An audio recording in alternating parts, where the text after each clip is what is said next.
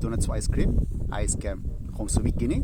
طب بص، انت كل شويه بقى تاخد مني 500 جنيه. خد كريدت كارد خليه معاك، اشتري اللي انت عايزه، ما احنا جايين هنا عشان نبسطك. شوف ابن اللذينه لسه النهارده الصبح واخد مني 1000 جنيه. بس يلا مش مشكله، يلا روح لعبه كده وهات اللي انت عايزه، بس متاخرش. ايه؟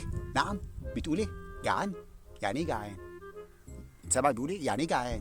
جعان ايه؟ ما انت لسه فاطر من ساعتين. لا بقول لك ايه، كلمه جعان دي انا ما اسمعهاش. انا جاي هنا فطار وعشاء اول انكلوزيف اوبن بوفيه، تاكل زي ما انت عايز.